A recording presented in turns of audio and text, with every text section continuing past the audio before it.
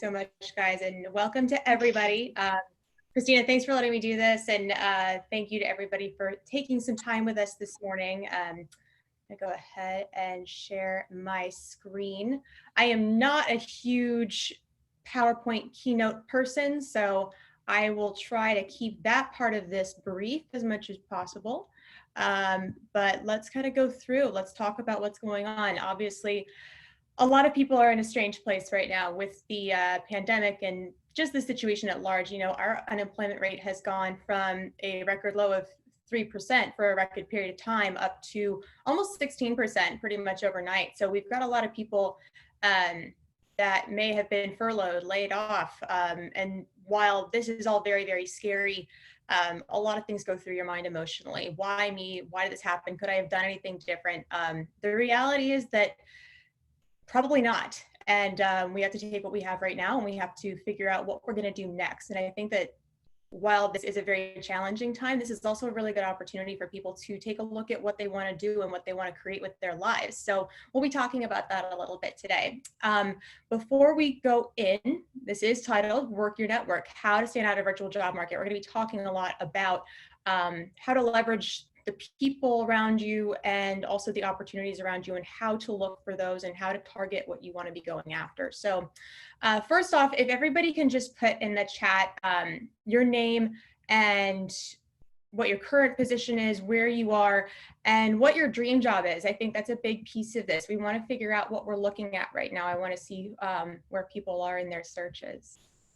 So I'll give you guys a couple of moments with that. I don't know if some people are here that are searching, or if they have been furloughed, or maybe they are completely content with what they do and they're just looking for new opportunities further down the line. It's a very good place to be when you have that. So I know I have a couple of people in here from Miami, so welcome to all of you. I know we've got some business owners in here as well, some people that work in the corporate space. So Christina from Miami/NYC, founder of marketing, and she wants to hire great people. Great. We know exactly how to do that. So we'll kind of let people go through that. While we're thinking about these things, I want to understand where people are and what they're looking for, because I want to make sure that we're targeting this to you guys. Quickly, let's talk about who I am. Why am I standing up here, or sitting rather, on a screen talking to you about finding opportunities in a virtual job market and how to stand out? My background is a little bit mixed. I've been in finance, I've been in pharmaceutical sales, but everything has been centered around strategy and business development. I am very, very good at finding certain opportunities and figuring out how to not only get in with certain companies and organizations, but also how to help people target what they're looking for. Because when you sit down and you have these conversations with somebody else to, brainstorm, spitball, whatever you want to call it, that dream company that you thought you wanted to work for, it might not actually be the path that you want to go towards. Now I am a recruiter. I work for Leeds Professional Resources. Our business has been in existence for about 4 years, and we are already ranked one of the top 20 executive search firms in South Florida by the South Florida Business Journal. And that's a really great achievement for my entire team, because again, we've only been in business for about 4 years within our current company. So most of the other competitors that we have been doing this for about 10, 15 years. And John Richards, hi, thanks for being in the room today. Accounting and operations manager. Totally. And pivoting a role, that's a very interesting challenge that we have. So the other thing I want to point out about who I am as a person is that I am a former job seeker. I have been in the job market before. I've looked, whether it's passively or actively. So I know where you are. I know how it feels to be in that position. So let's walk through a couple of pieces on how we can do this. Now, when we are looking for a new opportunity, whether it's passive or active, of course, the best time to be looking is when we have a job, right? That's when we want to take the time, as much as we don't think about it, to make sure that our resumes are updated. We're keeping our LinkedIn profile up to date and making sure that we're staying on top of things. It's always the best time to be in the market. One of the things I want to point out is the old saying, dress for the job that you want. So within a virtual job market, this is extremely true. It's been a truth for years now, but I think it's even more pertinent with our given situation because we don't have the same luxury of meeting people for coffee or having interviews in person. So people are going to be looking at your profile and what your online presence is. So let's talk about social media at large first. What does the digital world say about you? If you Google your name, if you go on your Instagram, what are we seeing? If there are things on there that you wouldn't want a potential employer to see or you wouldn't want your future employer to see, lock that profile down. Having said that, your LinkedIn profile is something that you should make as public as possible. What do I mean by that? When I am searching for candidates, I also look to see who's got a profile picture, who's got an updated profile picture.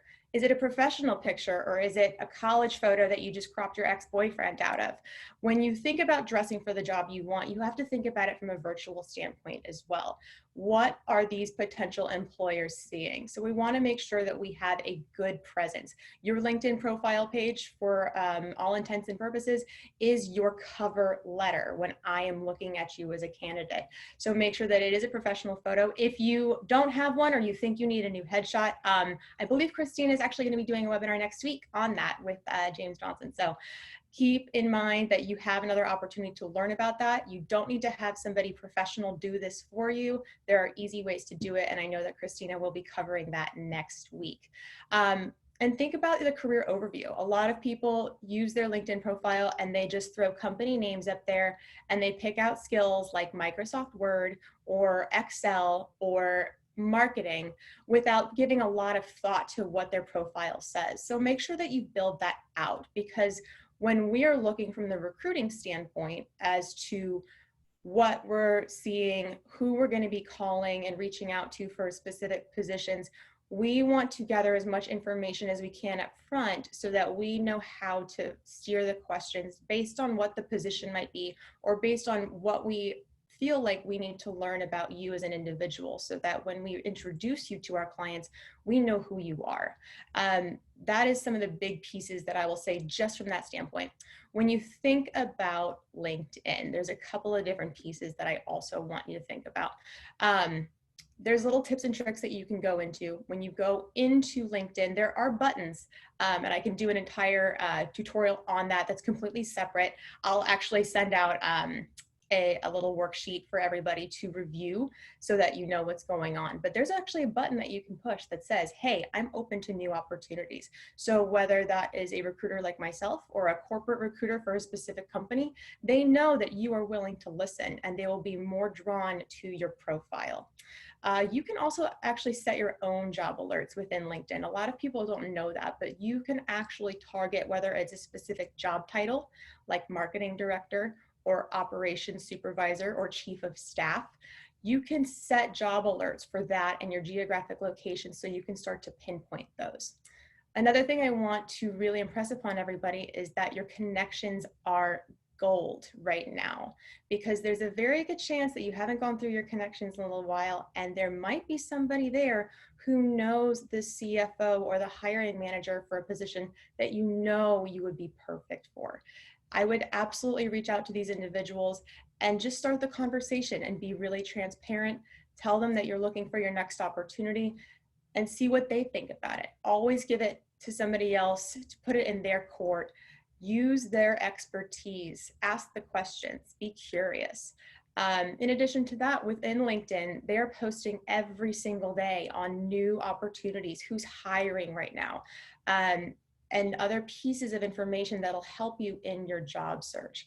And it's all about creating a strategy, because what I see happen sometimes is that when you're a job seeker, sometimes whether it's the fact that you just need a job right away, or you're so miserable in what you're currently doing. I hope that's not the case for anybody, but they get a little bit less selective with what they're doing. And we don't want to create a situation where we're simply jumping from company to company every 18 months, because that is your track record, that's your career sheet. And when it goes on your resume, people will be looking at that as well. So keep that in mind as you're going through this process, that you want to make sure that you're getting something that's really the right fit for you and that really speaks to your passion so that you can continue to develop as a professional.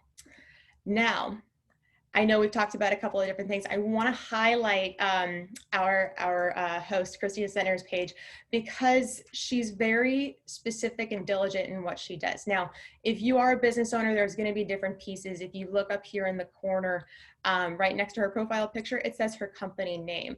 Her headshot is up to date. It's very telling about who she is. Now, if you're an accountant or an attorney, maybe you'll have a different type of photo, but it still should speak to who you are and show that you are a professional.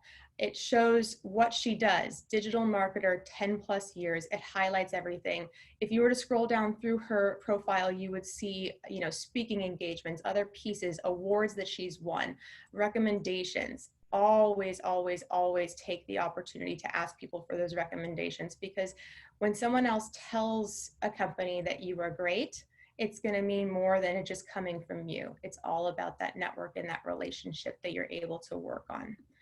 So let's talk a little bit more about the strategy that you want to create when you are in your job search. When I say, people just click buttons and they say, I've applied to every single job. Why haven't I gotten a single phone call? I know I'm perfect for this role. Why hasn't a recruiter called me back? Why won't the company call me back? It gets very, very frustrating. And especially now in this situation, the reality is that every company is probably inundated with applications and profiles for every single job. And it's not always necessarily the skill set that they're looking for. And it could be that this individual, you might actually have the perfect skill set and you know it, but maybe your resume doesn't say that. And that's one of the big things that you want to make sure that you're doing. So when we're going through a strategy and we're looking for that next career opportunity, there's a couple of pieces that you want to really focus on, because you can apply for jobs at ABC Incorporated, but if you don't like that company, or it's not something that really gets you excited, once that you want to get out of the bed in the morning, it's probably not going to be the place where you're going to learn and grow and continue to advance your career. So there are a couple of pieces that we want to look at when we are putting our strategy together. And I would encourage you to write these things down, keep them in a file, whether it's on your computer or if you are a pen and paper person like myself, write these things down and think about them. So, what are your values? What are you passionate about? Is it animals? Is it fashion? Is it real estate? Is it technology? Is it the medical industry? These are important pieces, because that's how you're going to find the right fit. When you find that right opportunity with that right company and that right team, it's something really, really magical. So keep that in mind as you're looking. Within that, as I said, when you find what you're passionate about and what you think is important to you, start to look at the industries that falls under. What gets you out of bed in the morning? Where are you going to see some major growth? Maybe it is something in the technology or software space, but you can actually start to incorporate other pieces of what you like, whether it is medical, or maybe it is fashion, or it's finance. Start to pinpoint your industries and start to pinpoint where you want to go with that. Then I want you to look at the different companies, whether they're located here or they're located in a different city. Now we are in a situation where we are virtual, we are remote. There are a lot of opportunities for remote work as well. It just depends on who you're speaking with and the opportunities that you're able to uncover. You also want to look at the news and say, okay, what's going on? Because if you know more about an industry as a whole, it's going to be more impressive to these hiring managers when you actually get in front of them. The other piece is writing down your skills. What are you good at? And I have so many people that say, well, I don't think I'm really good at anything. By and large, something is there that you're good at, whether it's simply the fact that you're a curious person or you're analytical or a problem solver. But take those skills and the experiences that you have and figure out how to frame that in a way, whether it's on your LinkedIn profile, on a cover letter, or on a resume, to say, this is what I bring to the table. This is the positive impact that I can have on my team and my company. And this is why I want to be bringing these skills to you. Always bring it back to how you can contribute to a company or an industry or a team, because that's what the employers want. They want somebody who's going to contribute to their team. So it's very, very important to keep that in mind as you move forward. I would also say within that, like I said, write these things down. I actually have a connection of mine who wrote out an entire rap sheet or a strategy sheet. If these are the titles that I'm targeting, these are the companies that I like, these are the jobs that I saw that might be of interest to me. These are awesome ways to get all of your thoughts together. It keeps you organized, because a job search, when you're actively looking, is a lot like its own full-time job. So you want to make sure that you are staying organized with that and understanding what's going on in your personal job search market. Very, very key with that. So let's go over some virtual job market do's. These are some of the things that I want to point out. These are, you know, oh, these are the don'ts. I apologize.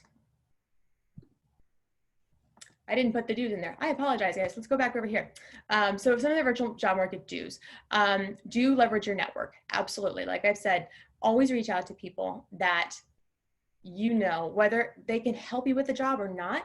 That's not really as important, but make sure that you let them know, hey, I'm looking.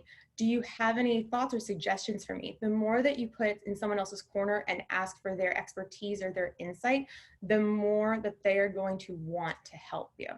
Another do, absolutely always be honest with whether it's your recruiter or the hiring manager, people in your network. Let them know what's going on. If you did lose your job, tell them. If something happened, tell them. Explain as much as you possibly can why you are looking, what you're looking for. If you're open to relocating, let them know that. If you're not and you can't, let them know that too.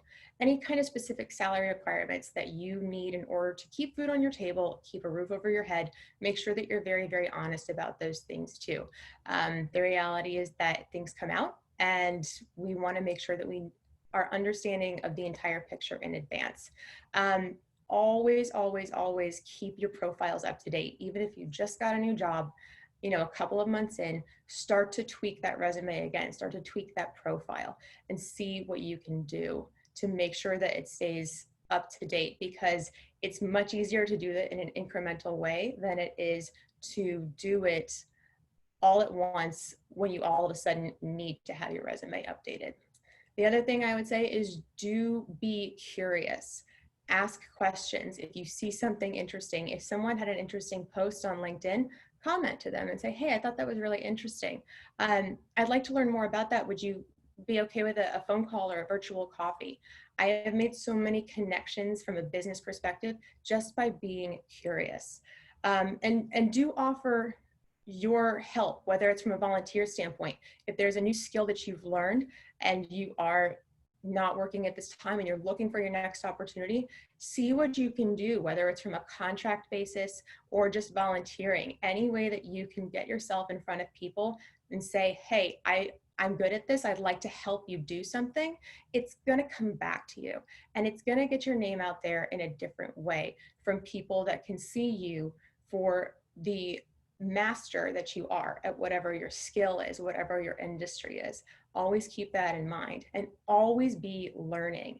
This is an amazing opportunity to take advantage of the digital space. If you're not in a position where you're working right now, or if you're working part-time, take the opportunity to go online, maybe take a course on something. I know that there are a lot of Ivy League schools that are offering certificates, and it's just an idea to brush up your skills and your knowledge, or just learn something new, or get a new perspective on an industry that you might not have had time to do before, and bringing that back into conversations. And when you actually have the opportunity to interview, make sure that you have the right questions prepared. 70% of a successful job interview is about how you answer the questions, but there is another large piece, about 30%, maybe even more, where it's about the questions that you ask and how you ask them and why you ask them. So make sure that you understand the values and skill sets of a team and a company when you're going in, so that you have the right information and questions prepared, so that you not only blow them away with the knowledge and the answers that you provide, but also the insight that you're providing. That little bit of extra humidity, that little bit of expertise, just an understanding. It goes so far in what you're trying to accomplish and the next career that you're going to have. So now that we've talked about some of those do's, let's talk about some of these don'ts. I know it's tempting and it's easy to hit that easy apply button that we see on LinkedIn or Indeed. But make sure you know what you're applying for, because if I see a position where we're asking for an accounting manager, for example, that has an accounting background or potentially specific licenses, and I see somebody that's a general manager at a water sports store, it doesn't necessarily work, and it simply slows down the process overall. And it also drives you a little bit crazy, because if you keep clicking these buttons, it doesn't necessarily resonate. You don't remember what you clicked on. So it just creates more frustration for you in the long run. Be very, very diligent about researching what you're applying for and what you're looking for in your next career. The blanket resume. I know we all want to use the same resume for every single job, but it's not going to serve you best. Now, have a key resume that you have that is a little bit more generic, but make sure if there's a job that you know you're very, very good at, go back to that resume and tailor it. Look at some of the keywords that might be in the job description. Look at the team structure, some of the opportunities and challenges that that company might have right now, and figure out how to work that into the verbiage that you have to make sure that you are identified within that as someone that they would want to talk to. It's going to go so much further. Another one, I think this goes without saying for a lot of people, but stalking.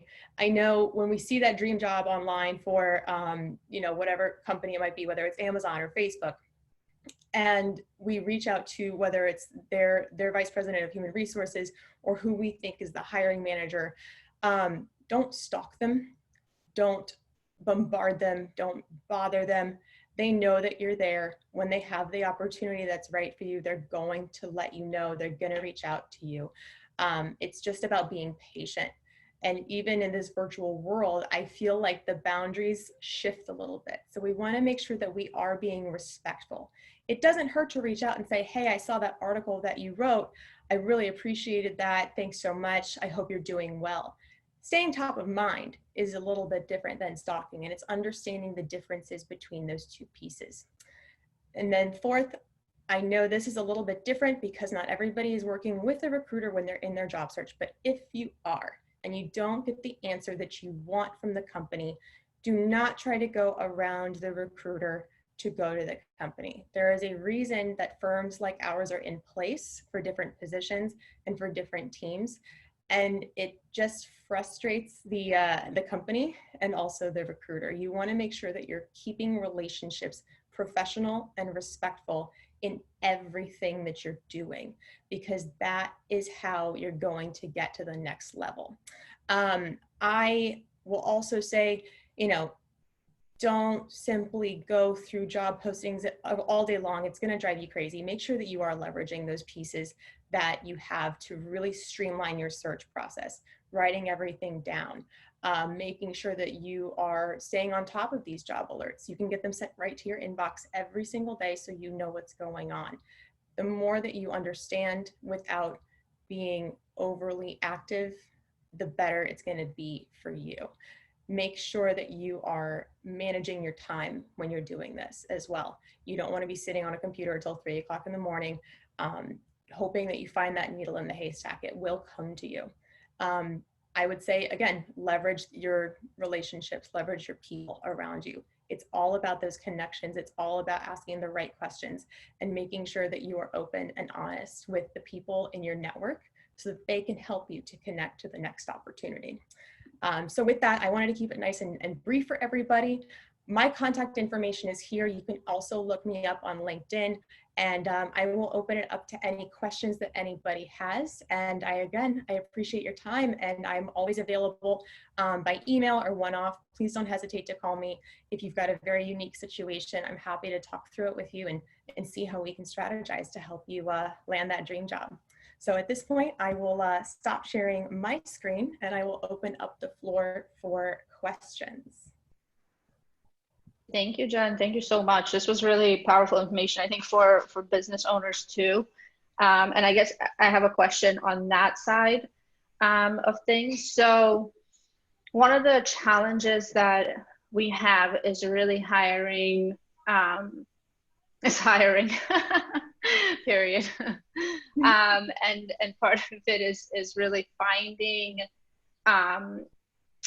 kind of a needle in a haystack, which is why I love that you said, don't just click apply, because I can't tell you how many times I had like a truck driver apply to be like an account manager for a marketing company, you know, just because it's so easy to apply. So do you have any kind of tricks for more on the smaller business side of what companies can do in order to really kind of vet those out, or what we can and can't do type of question, I suppose? Sure. I mean, so there's a couple of different prongs that come along with that.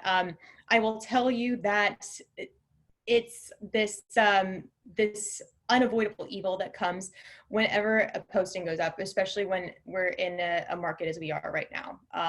6 months ago, if I had a business or a client of mine that would come to me and say, well, I had a posting up on ZipRecruiter or LinkedIn or Indeed for a month, and I only got 10 clicks, 10 applications, and I didn't like any of them. You can absolutely do things to help filter out what you're looking for, whether you're posting on Indeed or LinkedIn or any of these other job sites. You can actually filter out if somebody doesn't have the exact skill set that you want when you're going through and posting a position. You can filter out that you don't want to see any of the people that don't have specific skill sets. So it's going to narrow down, just from that standpoint, what you're looking at. The caveat to that is if in fact that individual does have all that skill set and their resume just doesn't say it, you're not going to see that person. So again, hint to all the job seekers, make sure that you are looking at what you're doing and highlighting things on your resume and going about the search process in a very methodical way. As far as other pieces of that, I would say it depends on the role. There's a lot of ways to just easily filter out what you don't want to see, or how to, circumvent the additional noise that you'll get if you do a job posting. One of those ways is to work with an agency like mine, because we take all of that work out for you. Instead, we are the ones that filter through. We are the ones that vet the candidates before they even reach your desk. We have already gone through and said, okay, can this individual do the job that we need them to do? So it takes a lot of the time and the stress out of going through all these resumes that do flood your inbox no matter what. What I would also say is always a good idea. Keep things in mind when you're searching on LinkedIn or on any other job board to say, you want to reach out to people that have a certain skill set, or you can type in certain keywords of people. I would actually try to keep a bench or a roster, if you're a small business, of people that maybe you don't have a position for right this second, but you might in the future. Reach out to them and say, hey, I want to see if you're happy with your current role. I don't have anything right now, but I think you're the type of person that I would want to have on my team at some point in the future. They're going to be extremely flattered. They're going to ultimately have a connection with you. And even if it doesn't work out that you hire that person, at some point down the line, you're going to have another person in your network, and that might bring new relationships and business opportunities for the both of you in the future. Is that helpful? Because, and there are I feel like there are a lot of tools, that are kind of coming out to do it, but they're just not necessarily doing the job. So I think what you're doing is so important for us business owners. I have the other problem. I have the 300 applications problem because everybody thinks they can do marketing. Yes, So thank yes, you. yes, And yes. we have a question But from Jonathan as well. I'll just read it out to you. So Jonathan was curious on your thoughts about sharing a post on LinkedIn to let your network know that you are on the hunt for new opportunities. That's a I great think, question, Jonathan. yeah, that's a great question. Absolutely. I think there's definitely a good way to do that. And the wording and the phrasing of it has to be very, very specific, because you never want to seem like you're absolutely desperate, because then people get a little bit weird with you, right? But I really believe that, especially whether it's from a relocation or just anything else that's going on, yeah, reach out or send messages to people within your network and say, hey, I wanted to check in with you and see how you're doing. I'm currently in the market for new job opportunities. I would love to see how things are going for you, and if there's a way for us to brainstorm on that at all. Again, leverage that network. You can always say, hey, I'm looking for new opportunities, whether it's from a business perspective and partnerships, or if it is from employment, but it's all about how you phrase it. So putting something on that doesn't say like, I need a job, will work for nothing. Definitely don't do that. Because we also want to make sure that you're maintaining your value as a candidate and as an individual. That's extremely important. You know, we want to make sure that you never sell yourself short, right? So I would say reach out, start to pinpoint people in your network, especially, you know, those people that you feel like know absolutely everybody, i.e. Lauren Bernheim. But yeah, I would say if you do it in a very specific manner, there's nothing wrong with that. It's all about how you phrase it and say, hey, listen, we're moving, or whatever the case may be. I'm looking for that new opportunity. You know, I'm open to brainstorming with people. I think that's a great way to go about doing it. Absolutely. You know, I'd love to, and thank you for that question. Thank you for that answer. I also find, and something that you said about being specific with your resumes, because it's so easy to like send that blanket one, right? I'm big into neuroscience, as some of us know. So it's very important to be more direct and like really show the skills that are applicable to the job, because of how many resumes people are reviewing, especially at this point. I know that from our perspective, from the people hiring, we want to like get to the nitty gritty of what you can and what you can't do. Sometimes I actually appreciate people more for telling me that what they really cannot do and be honest about it, right? So being really specific on that. You know, one thing that I found, and feel free to totally correct me on this, Jen, but the higher salary you would put, the less applications we get, which you would imagine would be the other way around, right? But people are actually don't value themselves all that much. So it seems like in the job market. So the higher we get, like significantly less applications we get for that particular application. Do you know why? Yeah, I mean, so it's interesting because I see both sides, right? Because if I have a position that I'm working on, and let's say I post that and it's for a VP of marketing, and it's $170,000 or 250, I will still get the people that just came out of school a few years back, and they say, oh, well, actually, yeah, I can do this. And maybe in fact they can. But normally we want people that have more experience with that. It's a double-edged sword, I would say. When you have something that is posted a little bit higher, people sometimes understand, okay, there is a lot more responsibility. Ooh, I can't do that. The other thing that you look at within that is, what are the specific skill sets, whether that is, you know, from an accounting standpoint, do you need to have a CPA license?